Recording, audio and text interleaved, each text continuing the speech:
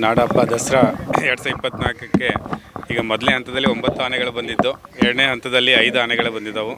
5 ಆನೆಗಳಲ್ಲಿ ಇವತ್ತು ತೂಕ ಪರೀಕ್ಷೆಯನ್ನು ಮಾಡಿದ್ದೀವಿ. ಎರಡನೇ ತಂಡದ ಆನೆಗಳಿಗೆ ತೂಕ ಪರೀಕ್ಷೆಯಲ್ಲಿ ಇವತ್ತು ಪ್ರಶಾಂತ, ಸುಗ್ರೀವ, ಮಹೇಂದ್ರ ಅವರು ಮತ್ತು ಹಿರಣ್ಯ, ಲಕ್ಷ್ಮಿ, ದೊಡ್ಡ ಅರವೆ ಲಕ್ಷ್ಮಿ, ಈ 5 ಆನೆಗಳ ತೂಕ ಪರೀಕ್ಷೆಯನ್ನು ಮಾಡಿದ್ದೀವಿ.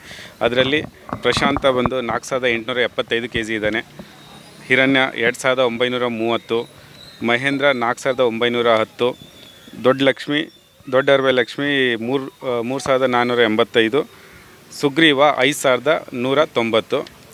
ಸೆಕೆಂಡ್ ಹೈಯೆಸ್ಟು ಧನಂಜಯಕ್ಕಿಂತಲೂ ಜಾಸ್ತಿ ಇದ್ದಾನೆ. ಫಸ್ಟ್ ಹೈಯೆಸ್ಟು ಅಭಿಮನ್ಯುನೇ, ಅದರ ಸೆಕೆಂಡು ಸುಗ್ರೀವ. Thank you. ಹೌದು, ಇದಕ್ಕೂ ಸ್ಪೆಷಲ್ ರೇಷನನ್ನು ಇವತ್ತಿಂದನೇ ಸ್ಟಾರ್ಟ್ ಮಾಡ್ತಾ ಇದ್ದೀವಿ. ಈಗ ತೂಕ ಪರೀಕ್ಷೆ ಆಯಿತು, ಇವತ್ತು ಸಂಜೆಯಿಂದನೇ ಅದಕ್ಕೆ ಸ್ಪೆಷಲ್ ರೇಷನ್ನ ಕೊಡ್ತೀವಿ. ತಾಲೀಮು ಇವತ್ತು ಸಂಜೆಯಿಂದ ಇರುತ್ತೆ, ಸ್ಪೆಷಲ್ ತಾಲೀಮು.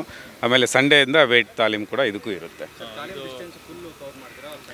ವೇಟ್ ಹಾಕಿದರೆ ಫುಲ್ ಇದು ಕವರ್ ಮಾಡ್ತೀವಿ. ವೇಟ್ ಹಾಕದೇ ಇದ್ದರೆ ಇದು ಜಸ್ಟ್ ಏನಂದರೆ ಫಾರ್ ಅಂದರೆ ಈ ಶಬ್ದಕ್ಕೆ ಯಾವುದೇ ಹಂಚದೇ ಇರಲಿ ಅಂತ ಹೇಳ್ಬಿಟ್ಟು ಆಯುರ್ವೇದಿಕ್ ಸರ್ಕಲ್ಲು ಅಥವಾ RMC ಸರ್ಕಲ್ಲು ಅಷ್ಟರವರೆಗೆ ಮಾತ್ರ ಮಾಡ್ತೀವಿ.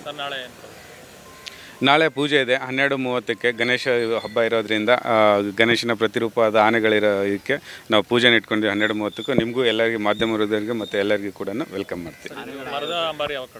ಮರದ ಅಂಬಾರಿ 15ನೇ ತಾರೀಕಿನ ನಂತರ ನಾನು ತಮಗೆ ತಿಳಿಸ್ತೀನಿ. ಓಕೆ, ಎಲ್ಲ ಆನೆಗಳು ಚೆನ್ನಾಗಿದ್ದಾವೆ. ಸ್ವಲ್ಪ ಪ್ರಶಾಂತಿಗೆ ಬೇದಿ ಇದೆ ಬಿಟ್ಟರೆ ಮತ್ತು ಯಾವ ಆನೆಗಳಿಗೆ ಏನು ತೊಂದರೆ ಇಲ್ಲ, ಸರಿ ಹೋಗುತ್ತೆ. ಏನು ತೊಂದರೆ ಇಲ್ಲ. ಕಂಜನ್ ಸರಿ ಹೋಗಿದೆ, ಏನು ತೊಂದರೆ ಇಲ್ಲ. ಯಾವ ಲಕ್ಷ್ಮಿ? ಇದನ್ನ ಯಾವುದು ವರಲಕ್ಷ್ಮಿ ಇಲ್ಲ, ಅದು ಎಲ್ಡರ್ ಇರೋದ್ರಿಂದ ನಾವು ಅದನ್ನು ಹೊರಗಡೆ ತರೋದಿಲ್ಲ. ಜಸ್ಟ್ ಒಳಗಡೆ ತಾಲೀಮಿಗೆ ಮತ್ತು ಯಾವತ್ತಾದರೂ ಅವಶ್ಯಕತೆ ಇದ್ದರೆ ಮಾತ್ರ ತೊಗೊಂಡು ಬರ್ತೀವಿ. ಅದು ಎಲ್ಡರ್ ಥರ ಕ್ಯಾಂಪಲ್ಲೇ ಇರುತ್ತೆ, ಯಾವುದೂ ಇದು ಇಲ್ಲ. ಓಕೆ.